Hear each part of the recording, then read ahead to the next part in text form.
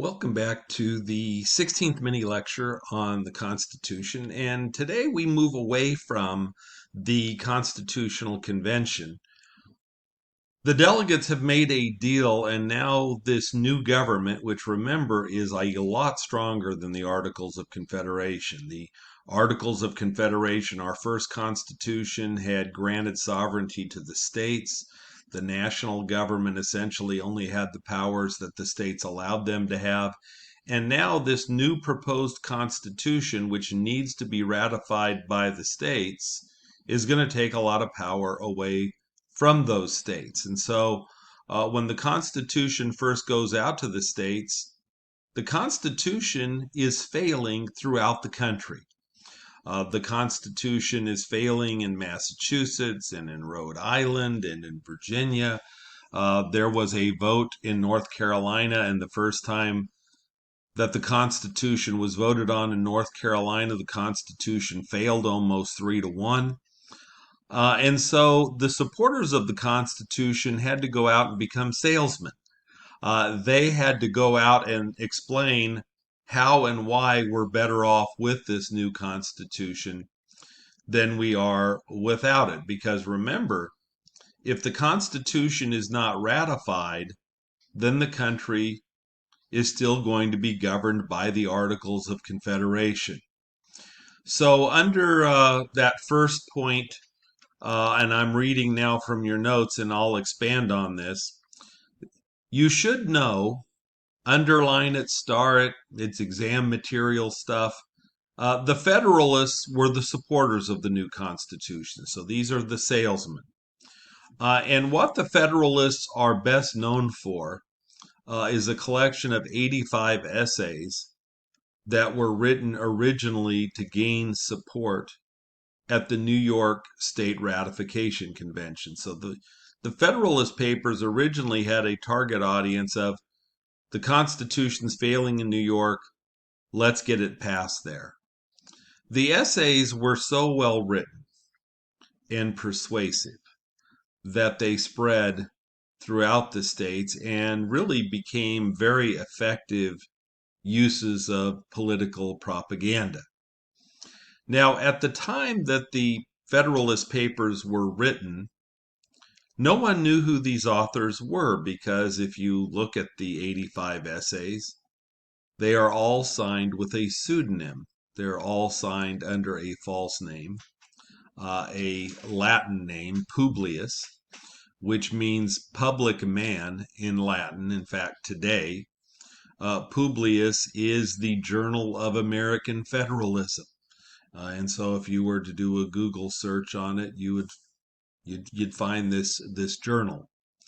Now, in reality, and star this, you should know who the authors were. The authors of the Federalist Papers were James Madison, father of the Constitution, Alexander Hamilton, and Hamilton was the crush of my high school teacher. I told you that my high school government teacher was just a great teacher. She did a good job, and in fact, she had a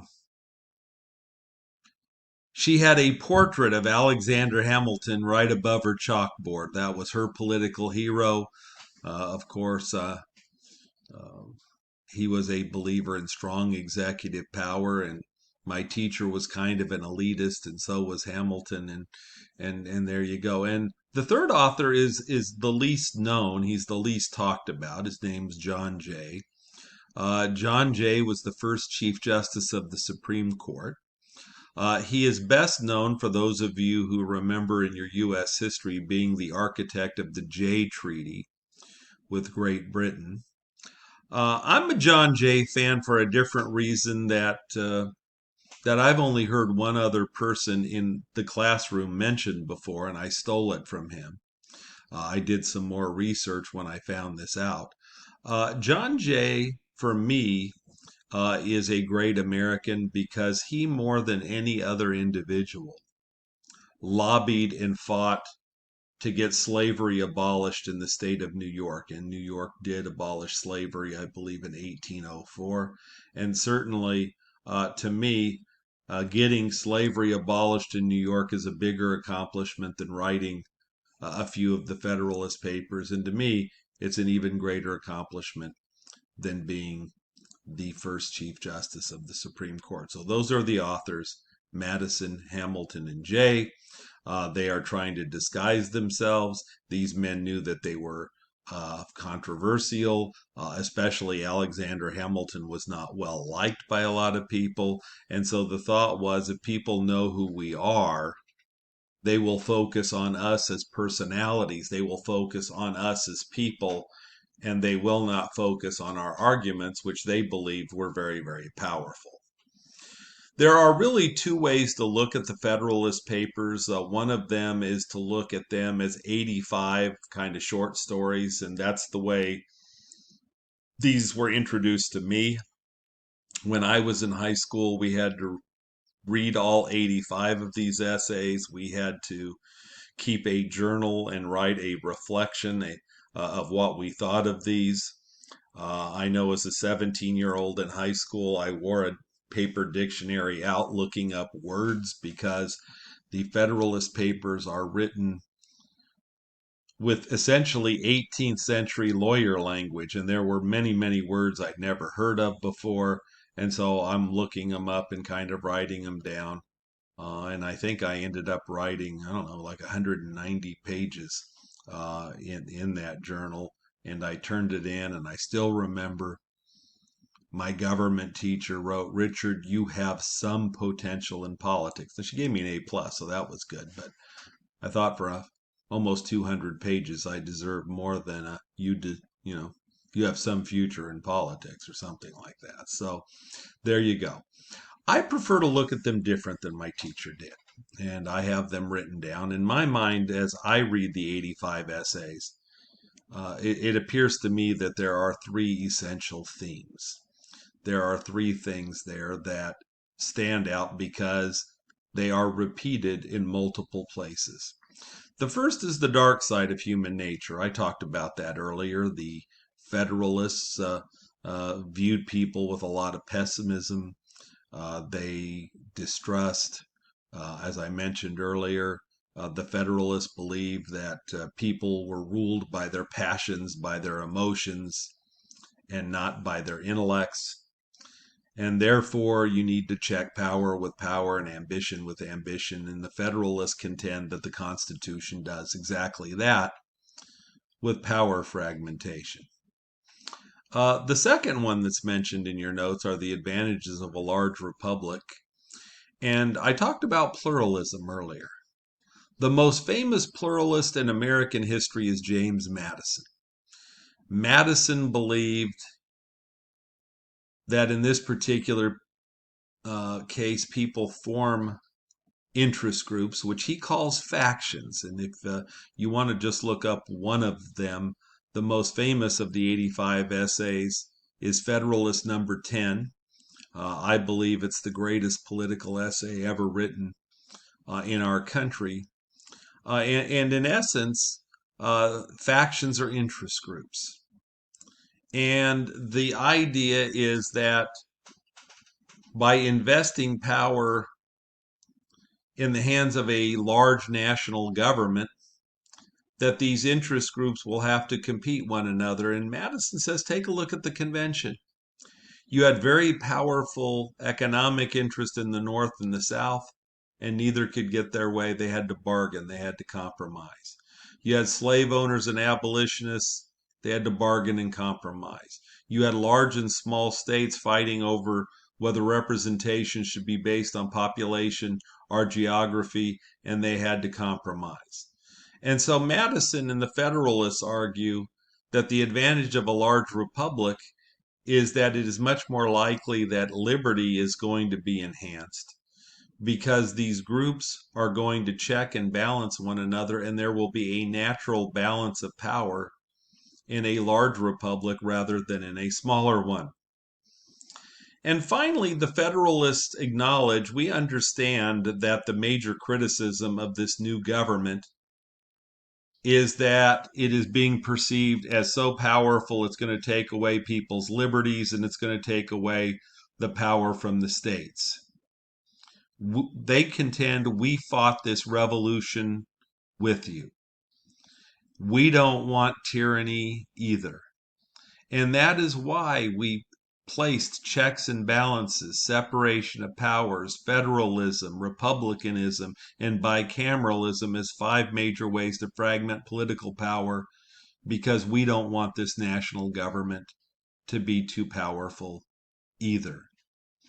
Their opponents are the Anti-Federalists, and even though my high school teacher simply called the Anti-Federalists the losers, I don't think they were the losers at all. In fact, the Anti-Federalists are responsible for making our Constitution a far better document. So the Anti-Federalists are people like Thomas Jefferson and Patrick Henry and Richard Henry Lee.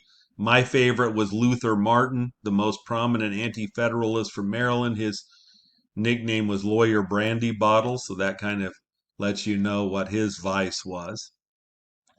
If you look at the Anti-Federalists, they had 2 major criticisms of the Constitution, right? First of all, that the new Constitution gives the national government far too much power, that it is going to infringe on the sovereignty of the states.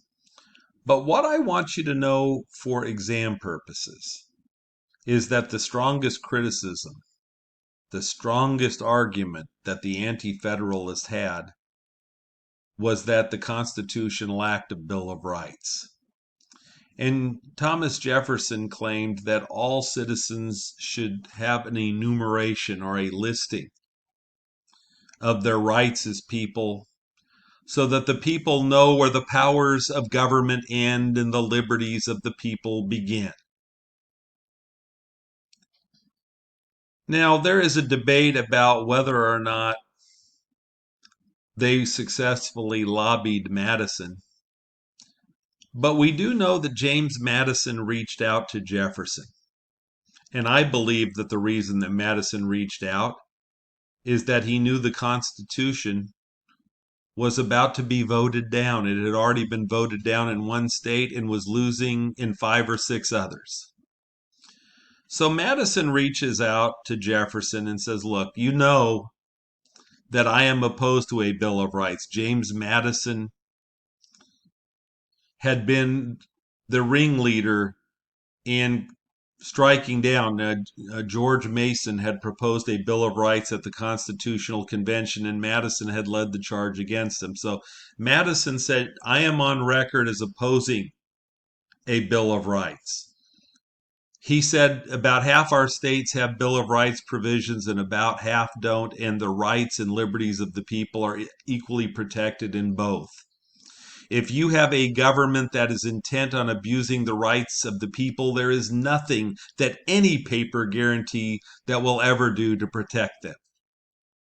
However, Madison said, if you will support this new Constitution, Madison says, I personally will draft a Bill of Rights to be added to the Constitution. I will take your proposals, I will synthesize them, and I personally will pledge to add a Bill of Rights. This was a huge concession by Madison because he personally had opposed them, but he wanted his Constitution passed, and so he was willing to pay that price. It didn't win over all the Anti-Federalists. If you look at the list that's in your notes, Jefferson says, you promise a Bill of Rights, I'll support it. Patrick Henry said, I won't. Richard Henry Lee said, you add a Bill of Rights, you've got my support. Luther Martin said, no deal. What else are you going to give me? In my mind, this is the last and most significant compromise for you and I as citizens. In order to get this Constitution passed, remember I told you that a great compromise is one where each side gets what's most important to them. What's most important to the Federalists is getting this new structure of government, and with this compromise, they get it. What is most important to the Anti-Federalists is getting a Bill of Rights added to the Constitution, and they get it. This is an awesome compromise, and our liberties are enhanced because of it. In the next lecture, I will talk about the amendment process that brought us the Bill of Rights.